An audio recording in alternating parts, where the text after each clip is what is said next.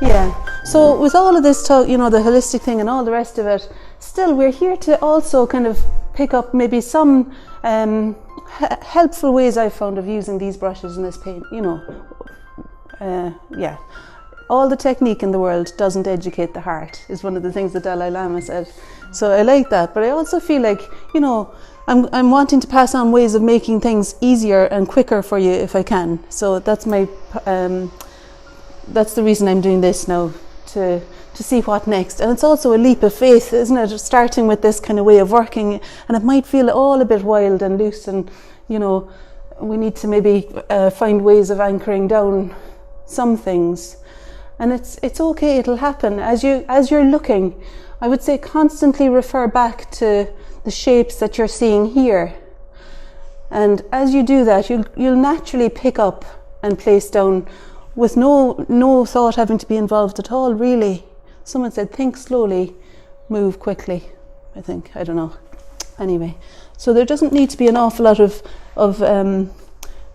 judging, no judging, if you can manage it. No judging. Only seeing, and I don't mind if I'm always wanting to find a balance between the amount of time that you have to work and the amount of time that I'm demonstrating and things. So feel free, if you've seen enough, to go back to your easel and begin your own work. Okay, but what my plan here is to do is to explain a little bit more how you might find the position of the features now when the shadows on the face are dry, and coming back in. I'm going to use the 1-inch brush. These are craft brushes.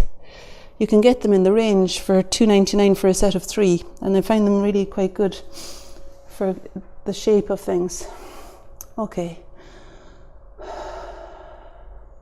All right. So I'll just make a start, and hopefully what I want to say will become relevant, you know. I'm mixing the Viridian green and the cadmium red. The Viridian green is the darker of the two greens, and it just makes a slightly darker mark. One of the things I wanted to say, Rose, you brought this up, was the consistency of paint. If you've got a pool of paint down here, it's not likely that you'll be able to make a clear eyebrow shape. And if it's very dry, you'll have a hairy kind of dry mark, which doesn't celebrate the medium so much, you know. So I think it's quite good to get the paint, the consistency that you're after for the mark that you're making. Sometimes you'll want there to be a big lake of Indian ink colour that you can scoop up and splash on for the body. But here, I want it to be fluid, but not down here. I want the pigment to be held in the water enough that it'll make a clear mark. So, okay, so I'm just checking the height of each of the eyebrows in relation to each other. So following the line of the eyebrow, there's a length that goes this way, and then it goes up the way. Okay. And if on a horizontal, it seems like the bend in this eyebrow is a little bit higher than the eyebrow on the other side. So I'm just going to push and lift is one way of describing this shape. It's longer this way. And then there's a little bit that goes that way too, that describes the side plane of the face. And once you've put the colour down, I'm kind of happy enough with the edge here. I don't want there to be a hard edge down here, so I've wet the brush, dried it a little bit on the paper towel, and now I'm going to soften this edge so that it can run more softly into where the socket of the eye sits. Okay, and then I want to warm up that colour a little bit, because I'd also like to bring some of that shadow along the bridge of the nose down here. And then I could maybe use that same colour in the shadow that's here in the C shape. So there are certain things to find. I want to find the shape of the direction of the eyebrows, the two directions of this eyebrow, the height of this one in relation to that one on a horizontal. Then I want to find something of the shadow that's attached to the nose, and maybe the shadow that's cast by the nose, we'll see, but especially just something under the nose, some kind of a shadow to anchor the nose down and to find how far away it is in space from the eyebrow. These are the kind of things now to try and clarify, to find order in the chaos, you know. And then the other thing would be the shadow of the upper lip and the shadow beneath the lower lip. And there's and anchoring down under the chin too. So as I'm making my way around the face, I'm not just picking willy-nilly any kind of shadows I see. These are the helpful ones that I've found. So there's 4 really. Eyebrows, shadow under the nose, something to describe the upper lip. But let me just do a little bit more to that shadow.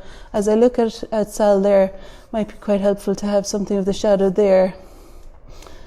The spherical end of the nose, the underside of it established. Now, you don't have to get this, you don't have to nail this the first time you do it. You can let it alone, and there's a way of moving things with this paper and the brushes. You can shift things quite easily. As it dries, or even when it is already dry, you can, for example, retrieve an eyelid from a dark eye socket with a clean, damp, not dripping wet brush. So it's clean and it's damp. And after every third move or so, you would clean it again, so that you're not simply pushing the pigment back in. So do you see how you can fairly well retrieve the light, and it doesn't distress the paper surface so much. And then later you can inject more colour into it. So there are ways of sculpting, and it's quite a satisfying thing, like modelling in clay almost as the day goes on. It's quite a satisfying thing to push and pull like that. So if things are out of place a little bit, as soon as you notice it, go ahead and honour the moment of noticing and do it, do you know? Okay.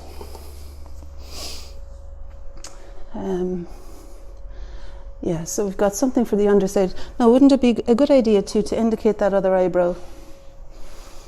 Okay, so this one I remember being ever so slightly higher than the other one over here. Yeah, I think the bend in the eyebrow here, so it's okay, a little bit higher. I'm just going to pull it up and lift. So where you place the brush and pull and lift the brush are helpful areas.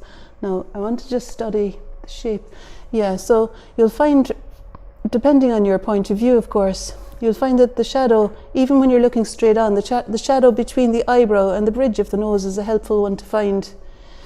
As I'm looking at Sall, there's the direction this way that's quite important before the nose extends out. So I'm capturing that with the shadow of the socket of the eye on the other side. And I'm forgetting that it's an eye really, and just looking, what I'm looking for are the two directions of this shadow, that way and that way. And for the shape, the general shape that's there, it looks to me like it's maybe a little higher than it is wide, that shadow shape. So I'm finding where it meets the edge of the face and recognizing that it's an arc more than a straight down. So there's the shadow that comes up underneath the lower lid will kind of come in like an arc there. Okay, so I'm happy enough now that there's something dark up there. If as you're doing all of this work you feel like you're losing the will to live, you can make something lovely and colourful like Jan, you did earlier with the hair, and Isabella beside you as well, lovely.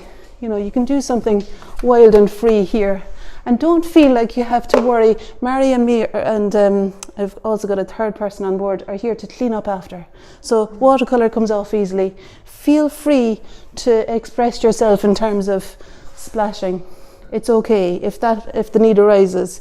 Be aware of people beside you, and you know, I would say that to look out for whoever's beside you, that you don't give them a direct hit.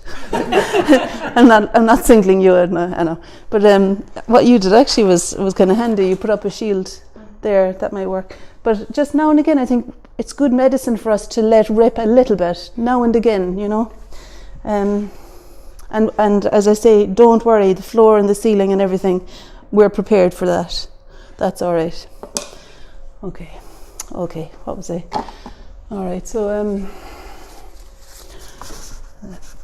there we are. Yeah, so now and again you might find that as you're doing all of these very careful things, you want to do something loose and free, do that. And you will get better at getting a direct hit. I think, you know, you'll find it's not just it's not just splashing everywhere. I think the direction of the head there was important to me, to capture the direction of the hair, you know, and the diagonal going off. And if you find that, like, I don't really want this to be hair, so I'm just lifting it off a little bit. because I quite like the shape of the space behind the head there. Okay.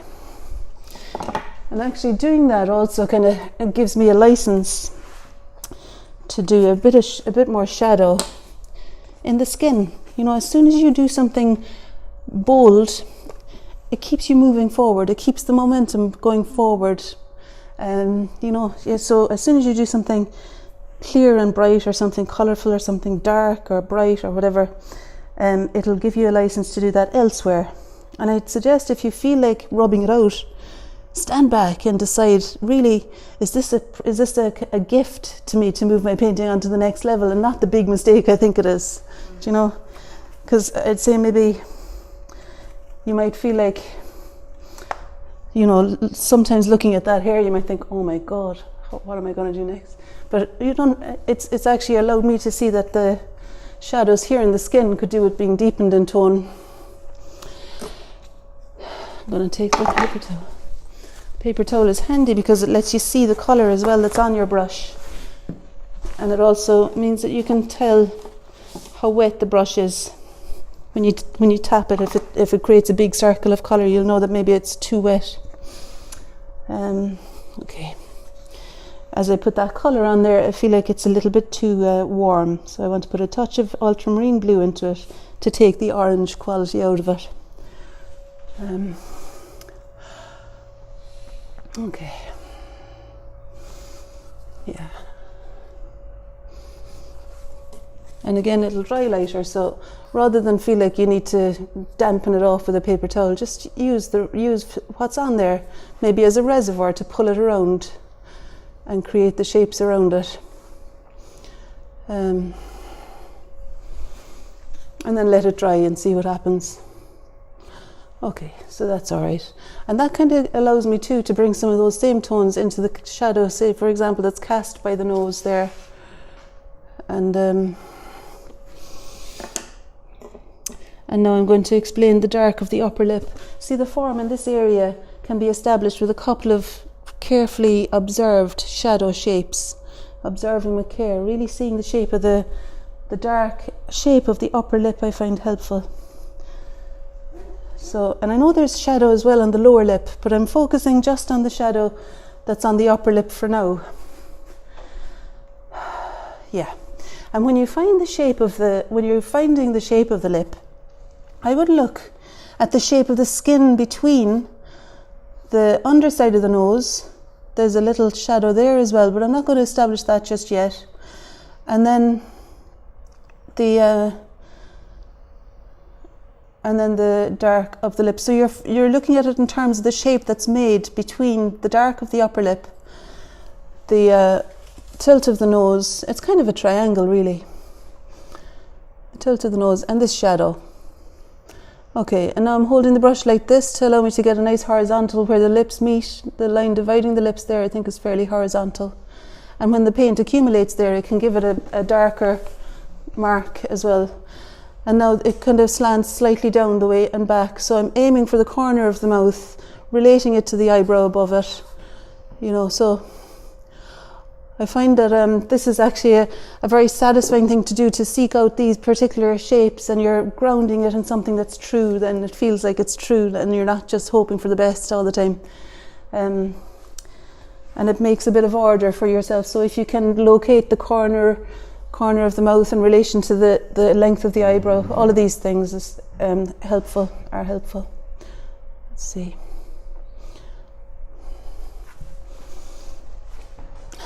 Okay, and then I'm just going to find the edge of the lip there where it meets the light above it. So these are the shapes: the dark that's in the eye sockets, the dark underneath that's attached to the nose and cast by the nose. And doing the dark out here allowed me to make that dark without it reading as being odd. And then the dark of the upper lip. And what I'm doing now is putting a bit of sap green into the colour of the upper lip. So that's the sap green there. And when you put it into the lip colour, it no longer reads as lip colour. And I don't know if I said, but I put a bit more warmth into that. It was a bit of alizarin and a bit of cadmium, I'd say, to make it read as a lip. And now underneath the lower lip, there's a shadow here. And when I look at only the light on the lower lip, it looks to me like it's a bit like a square or a rectangle, but maybe more of a square. So it's almost as long as it is wide. That's what's in my head as I'm drawing this shadow, so that I don't make the lower lip too mean and small. And then we can bring the shadow back where it meets. There's a shadow here. So this is an example of shifting an edge. So see where I had the shadow ending, and this is now where I see the shadow ending. So I can decide what to do there. Let me just write about that by filling in something of the other side of the face. And again, relating it to the eyebrow, relating it to the shape of the shadow that's here. I could just put in a little bit of that shadow shape as it goes out the way. And I'm looking at the point where that shadow meets the lip and drawing a line up where it would cut through the eye. You'll find your own way of tracing things. This might feel a bit odd to be kind of very particular about all the little things, but you'll find your own points of, well, I suggest that you go for these points of to locate, you know, the corners of the mouth. I do suggest that you look at that in relation to the eyebrows, but you have your own way of deciding. I think drawing a vertical up and drawing horizontals across and seeing in terms of geometric shapes like triangles and squares and things always is helpful. Okay, and to be honest, I'm not bothered by that bit of extra chin there. I think it's okay. And what I might do is just simply illustrate where the edge of the face is going to stop. And this is one of the last things I'm going to do now. I hope that you're not feeling like it's going on for too long. If you've got any questions, please feel free, you know, to ask about anything or anything you'd like to see done. Okay. So I'm mixing a very clean light colour now because I want to get the edge of the chin as the light meets the edge of the chin. And you can hardly distinguish between the light and the chin and the space around it. So it's no harm for it to be a broken edge there. But I just wanted to illustrate roughly where I think it might stop, and maybe up there too. And it'll dry lighter, so it's no big deal. Okay, and this is the warm ear colour. When I was doing 2 or 3 marks with the small brush, as soon as you find yourself doing that, reach for a bigger brush that'll allow you to do it in one. See if you can be succinct in all your moves. Aim to do less, and whatever it is, whatever will allow you to get there by doing less. I'm laughing because my words never do that. And I take forever. We're going around the fucking houses with my words, and then, what did you say, Mike? Do as we're told. Yeah, I don't know. Anyway, I'll just put a little bit of, I think, like, so for example, I want this ear not to be so green or so red. And so I'm going to put some green into it while it's still wet, because that's the quickest way of getting it all to go a bit cooler. So I'll just pull up with one brush and let it dry like that. And I can later explain the ear and the triangle of hair that's in front of it. Maybe for now I'll just subdue it a little bit with that, so that there's no gap, a white gap there. Alright, and after lunch I'm going to do the eye in a bit more detail. I'll do one eye so that I can explain the ways that I recommend pulling out the lights and darks in the eye area. Is that okay? Yeah. So hopefully that's enough for now to be getting on with. You're finding the position of the features. Okay, and Sall, have a little break. Thank you.